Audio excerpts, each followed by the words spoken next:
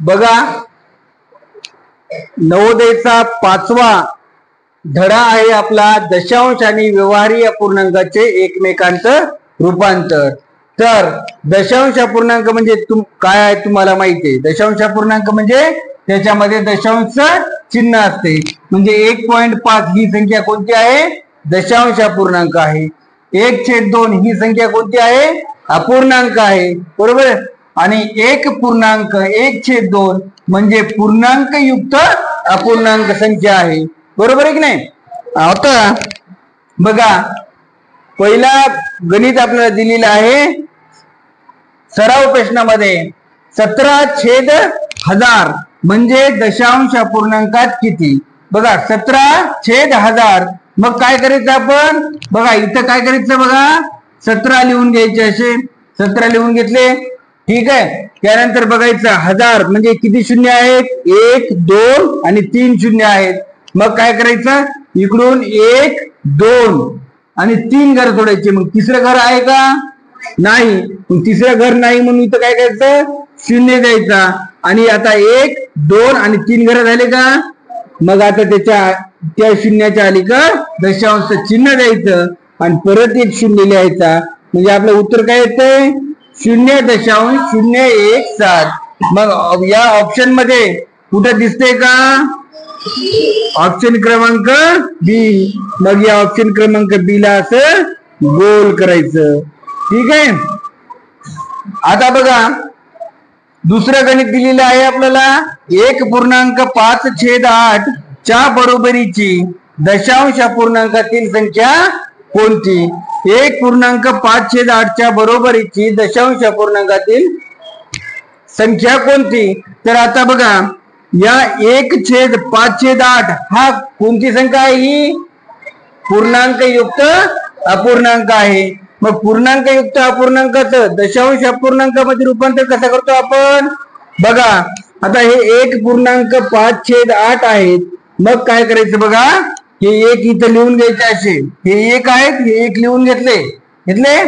त्यानंतर या दोघांच्या मध्ये कुठले चिन्ह आहे का? नाही. मग इथं अधिकचं चिन्ह टाकायचं. कोणतं चिन्ह टाकायचं? अधिकचं. मग काय करायचं, इथं 5/8 असं लिहून घ्यायचं. समजलं एवढं सगळ्याला? आता बघा काय करायचं, हे 1 परत दशाला तसे इथे लिहून घ्यायचे आणि अधिकचं चिन्ह टाकायचं. बघा, या 8 न या 5 ला आपल्याला काय करायचंय? भागायचंय. पण 8 न 5 ला भाग जातो का? नाही जात. मग काय करायचं, शून्य द्यायचा. इथं शून्य देऊन दशांश चिन्ह द्यायचं. आता या 5 वर काय करायचा? शून्य ठेवायचा. म्हणजे आता या 8 न 50 ला बघायचे. मग या 5 चे किती झाले? 50 झाले. झाले की नाही?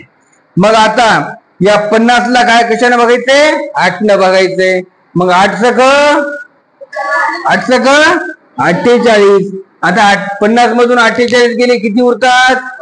2 उरतात. मग 2 वर परत शून्य द्यायचा. मग 8 दुने 16. मग 20 मधून 16 गेले, किती राहिले? 4 राहिले. मग 4 वर काय करायचा? परत शून्य द्यायचा. 4 वर परत शून्य दिल्या. 4 वर शून्य दिले, किती झाले? 40. मग 8 न काय करायचं? 40 ला बघायचं. 8 पंचे 40. मग किती आले इथं? 0.625 आले का? ठीक आहे. मग आता बघा, 1 अधिक 0.625 म्हणजे काय? 1.625. मग बघा, ऑप्शन मध्ये कुठे दिसायले का? ऑप्शन क्रमांक डी करेक्ट आन्सर आहे आपलं. समजलं की नाही? या 5 ला 8 न कसं भागलं ते समजलं की नाही तुम्हाला? समजलं नाही? कोणाला समजलं नाही? हा बघा, हे बघा, हे 5 इथं, ठीक आहे, हे 5 इथं, याला आपण काय केलं? 8 न भागलं. पण 8 ला 5 न भाग जातो का? नाही जात. मग काय करायचं? इथं शून्य द्यायचा. शून्य देऊन दशांश चिन्ह द्यायचं. दिलं का? हो. मग आता काय करायचं? या 5 वर काय करायचा? शून्य द्यायचा. आता 8 न 50 ला भाग जाते. 8 सक 48. मग हे बघा किती झाले 6, 8 सख 48. मग हे 48 खाली लिहायचे.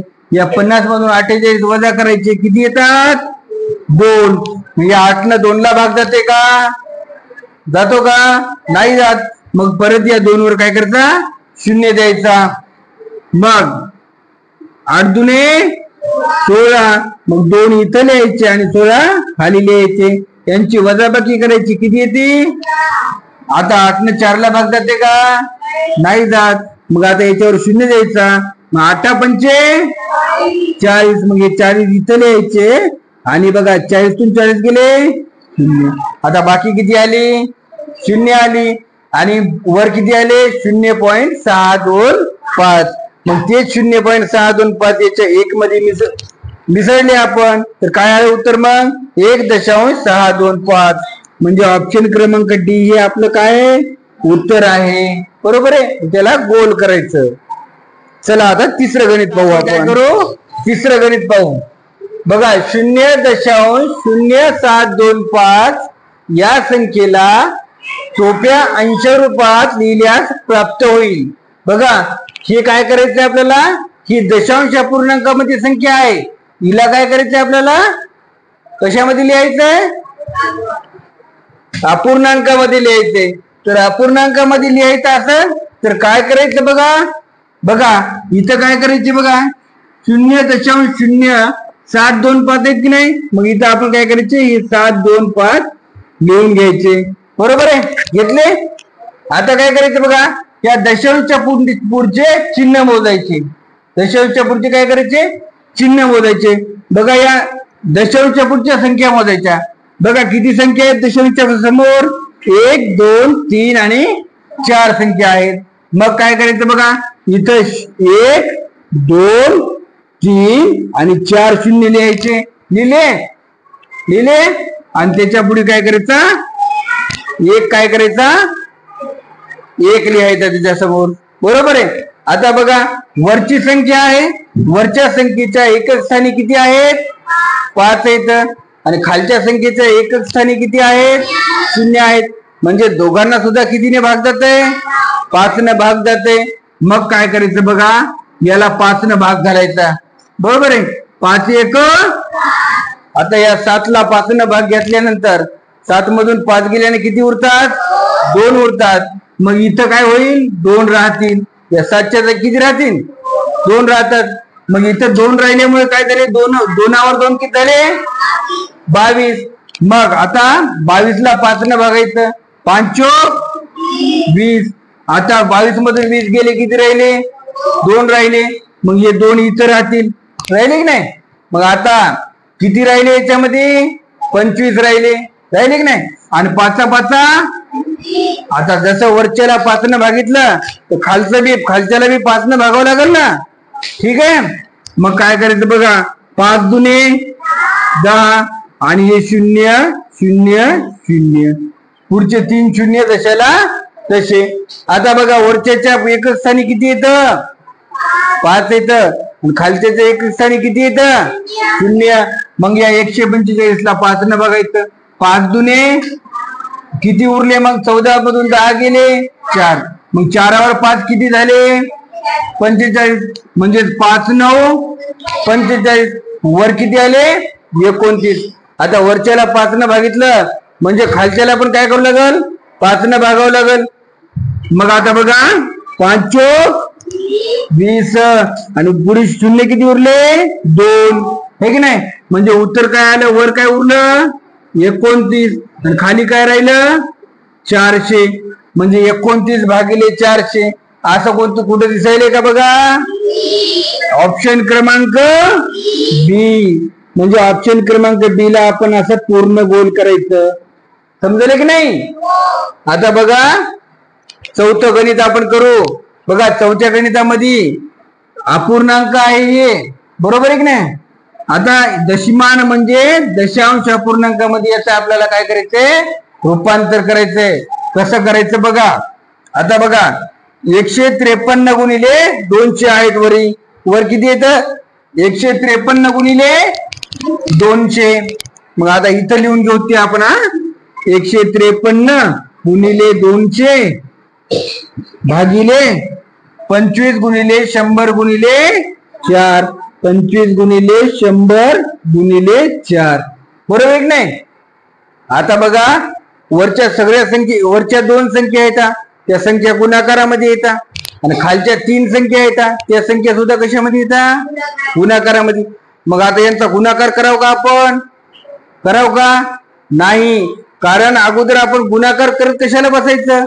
आपण डायरेक्ट भागाकारच करू. कसा करायचा? बघा, आता मी तुम्हाला सांगतो. बघा, वर किती येतं? हे 153 गुणिले 200 येतं आणि खाली 25 गुणिले 100 गुणिले 4 येतं. मग या 100 न काय करायचं? 100 एक 100 आणि 100 दुने 200, हे की नाही? मग आता बघा, आता खालचे या 200च्या वर या 200च्या जागी किती आले? 2 आले. म्हणजे बघा 153 गुणिले 2 झाले वरी आणि खाली काय झाले? 25 गुणिले या 100 काय झाले? कटून गेले. 100 कटून गेले ना. 100 एक 100 एकच राहिलं ना. मग एक राहिला म्हणजे एक लिहायची गरज आहे का? नाही, कारण कोणत्याही संख्येला 1 न गुणलं तर तीच संख्या येत असती. बरोबर नाही? मग ती लिहायची गरज नाही. मग आपण इथं खाली काय उरलं? 25 गुणिले 4 उरलं. आता काय करायचं बघा, बे एक बे दुने 4. वर काय उरले बघा? 153 गुणिले 1 म्हणजे काय? 153, है की नाही? 153 आणि खाली काय उरले? 25 गुणिले 2 उरले का नाही? आता बघा, याचा आपल्याला काय करायचं आहे? भागाकार करायचा आहे. बघा, आता काय करायचं? 153 भागिले 25 गुणिले 2 किती होतात? 50 होतात. आता या 153 ला काय करायचं आपल्याला? 50 न बघायचे. कितीने बघायचे? 50 न. पण आपण काय करू? याला फक्त कितीने बघायचं? 5 न बघायचं. कितीने बघायचं? 5 न.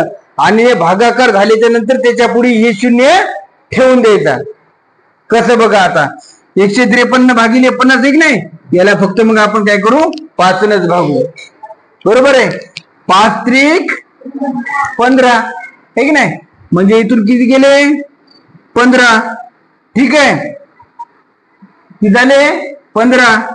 मग आता बघा, 153 मधून किती? 153 मधून 150 गेले. किती राहिले? 3 राहिले. बरोबर आहे की नाही? आता बघा, त्या 3 ला भाग जाते का? 5 ने 3 ला भाग जाते का? नाही जात.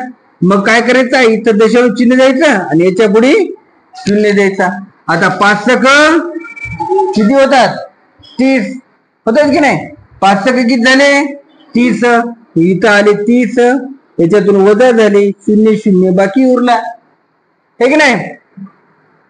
बरोबर आहे की नाही? 0 0 बाकी उरला म्हणजे आपला भागाकार किती आला? 3.6. आता 3.6 आणि याच्यामधला एक 0 राहिला होता की नाही? इथं राहिला होता की नाही? मग ते 0 आपल्याला काय करायचं? इथं टाकून द्यायचं. म्हणजे उत्तर काय येईल आपलं? बघा, या ठिकाणी जर 200 असेल, आता आपल्या पुस्तकामध्ये या ठिकाणी 500 आहे. आता आपण 500 घेऊन हे गणित सोडू का? बघा, इथं आपण 500 घेऊ आणि परत हे गणित सोडू. पण या ठिकाणी जर 200 घेतलं, आपण 200 घेतलं तर उत्तर काय येईल आपलं? 36 येईल. हे पण काय आपलं वाया गेलेलं नाही. आता आपण परत काय करू? या ठिकाणी 500 घेऊ. इथं किती घेऊ? 500. मग या ऑप्शन मधलं उत्तर आपलं येईल. बघा, 153 गुणिले 500 भागिले 25 गुणिले किती? 100 गुणिले 4. बघा, 100 एक 100, 100 पाचा 500. 100 100च्या 5 नोटा दिल्या किती होतात? 500. मग 100. तर बघा, वर काय येतंय? 153 गुणिले 5 आणि खाली काय येतंय? 25 गुणिले, वर काय उरलं? 153 गुणिले 5 आणि खाली काय उरलं? 25 गुणिले 4. आता 5 एक 5, 5 पाचा 25. वर काय उरले? 153 आणि खाली काय उरले? 5 गुणिले 4. 5 गुणिले 4 किती होतात? 5 चौक 20. बघा मग या 153 ला 20 न भागायचं. कसं भागायचं? 153 आणि हे 20. आता 20 न भागाव का? 20 न भागायचं नाही. कितनं भागायचं? 2 नच भागायचं फक्त. हा, नंतर ते शून्य आहे की नाही, ते शून्य त्याच्यावर ठेवून द्यायचं. नंतर बघा, बे एक बे, बे 2 4, बे 7 14 आहे की नाही. इथे लिहायचे 14. मग आता बघा, 15तून 14 गेली, किती राहिले? 1 राहिला. आणि हे 3 दशाला तशी. बे सख 12, इथं आले 12. 13 मधून 12 गेले, किती राहिले? 1 राहिला. आता 2 ला 1 न भाग जाते का? जाते का? नाही जात. मग काय करायचं? इथं दशांश चिन्ह द्यायचं आणि याच्या पुढे 0 द्यायचा. आता जाते की नाही? बे 5 10. मग इथे लिहायचे 5 आणि इथे लिहायचे 10. मग 10तून 10 गेले 0. आता बाकी 0 उरली, बरोबर नाही? उत्तर किती आलं? 76.5. पण या 20 वरचा हे 1 0 होता की नाही? 1 0 होता ना. मग हे 0 काय करायचा? या शून्यामुळे काय करायचं? या 76.5 आहे की नाही, दशांश चिन्ह काढून टाकायचं. समजलं का? 700 म्हणजे 76.5 ला जर 10 न गुणलं तर किती येतात? 765. आणि त्याच्या पुढे दशांश चिन्ह द्यायचं आणि मग काय लिहायचं? 0 0. बघा, असं कट आहे का? हे बघा, ऑप्शन क्रमांक बी आपलं उत्तर आहे की नाही. आता बघा 5वं गणित. 61 भागिले 10,000 ही संख्या दशमान पद्धतीने कशी लिहाल? दशमान पद्धत म्हणजे कोणती? दशांश अपूर्णांकामध्ये कसं लिहायचं? ही कोणत्या रूपामध्ये आहे संख्या? कोणत्या रूपामध्ये आहे? अपूर्णांकामध्ये. चला, कोण करते बरं हे? कोण करते? ऍक्युरेट येणार सरकार. चला, आता बघा, तुझं नाव काय? रुद्रनारायण क्षीरसागर. आता करते बघा कसं छान. मोठ्याने कॅमेऱ्यामध्ये सांग. बघा, 61 त्यानं तिथं लिहून घेतले. 0 मोजायचे. किती 0 येतं? मोज 0. 4 0 येतं. बघा, 4 0 1 2, बरोबर. आणि त्याच्या पुढे तिथं दशांश चिन्ह द्यायचं आणि मग परत पलीकडे काय करायचं? 1 0 लिहायचा. म्हणजे उत्तर काय आलं? बी आलं. कोणतं उत्तर आलं?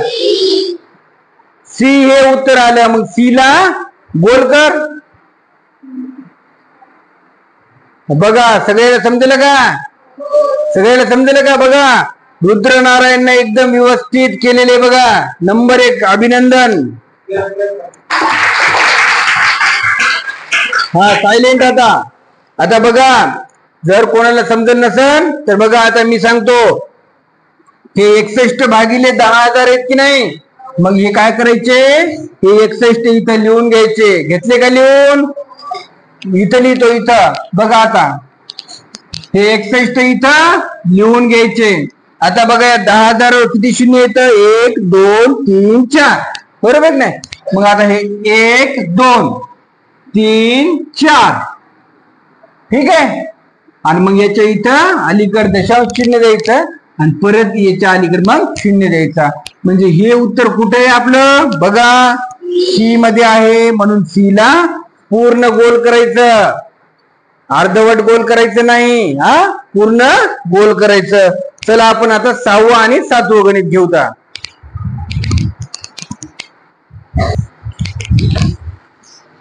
चला बघा, 6वं गणित आपल्याला दिलेलं आहे. 6व्या गणितामध्ये अपूर्णांकाची बेरीज आहे. चे उत्तर पुढील पैकी कोणते म्हणाले? बघा, हे 2 अपूर्णांक दिलेले आहेत आणि त्याच्यामध्ये कोणतं चिन्ह आहे? बेरजेचं चिन्ह आहे. यांचे 0.07 भागिले 0.7 अधिक 0.7 भागिले 0.07. कोण करते का? चल का, चल फास्ट करत असली फास्ट. चल कर. सातचा 100,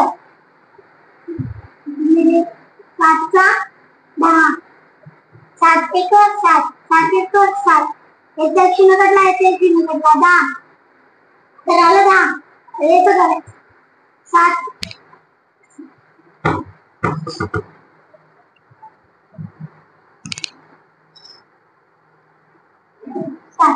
आता याचा असं करायचं 7चा 10 गुणिले 7चा 100. आता याचा 1 आणि इथला 1 शून्य काढला, इथला 1 शून्य काढला, 10 आले. तसं 10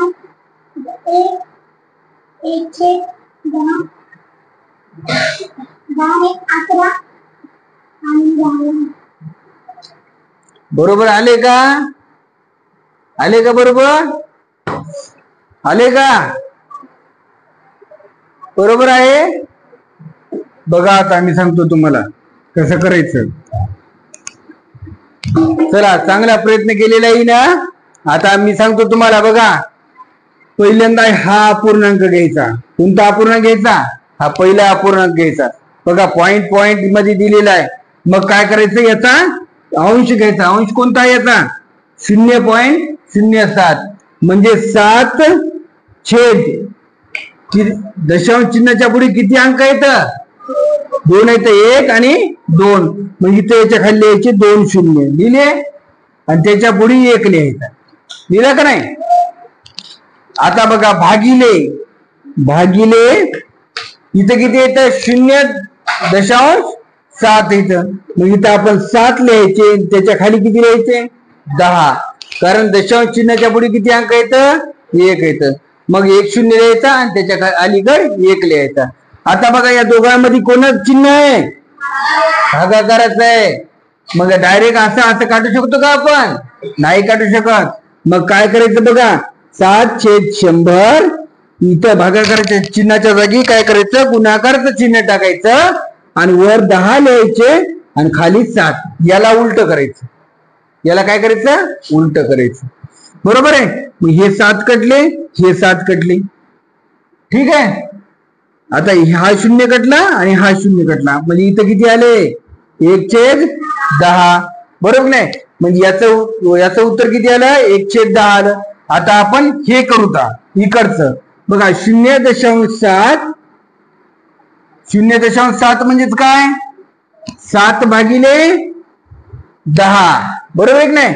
आता हे छेद म्हणजेच काय असते? भागिले असते. मग इथं आपण भागिले लिहून घ्यायचं. आता 0.07 म्हणजेच काय? 7/100. हे की नाही? आता हे भागाकार आहे, याला आता गुणाकारामध्ये करावं लागेल की नाही आपल्याला? मग या 7/10 ला इथं गुणिले लिहायचं आणि 100/7 करायचं. म्हणजे याला काय करायचं? उलट करायचं. आता हे 7 कटले आणि हा 0 कटला आणि हा 0 कटला. मग याचं उत्तर किती आलं? 10 आलं. आलं की नाही? 10. मग आता बघा, याचं उत्तर यायलंय 1/10 आणि याचं उत्तर यायलंय किती यायलंय? 10 यायले. बरोबर आहे. मग 10च्या खाली कोणतंच चिन्ह नसते, म्हणजे कशाच चिन्ह असते? 1 असते. हे की नाही? आणि 1 गुणिले 1 किती होतात? 1. 10 गुणिले 10 किती होतात? 100. तिरपा गुणाकार करायचा. बघा, या 1 ने या 1 ला गुणायचं आणि या 10 ने काय करायचं? या 10 ला गुणायचं अधिक या 10 ने या 10 ला गुणायचं आणि मग छेदांचा काय करायचा? गुणाकार करायचा. 10 10. म्हणजे वर किती आले? 101 आणि खाली किती आले? 10. म्हणजे हे आपलं उत्तर आलं. कुठं आहे का बघा? ऑप्शन क्रमांक हे आपलं बरोबर आन्सर आहे. समजलं का सगळ्याला? आता बघा, आपलं 7वं गणित कोणी करते का? 7वं गणित सोडवते का कोणी?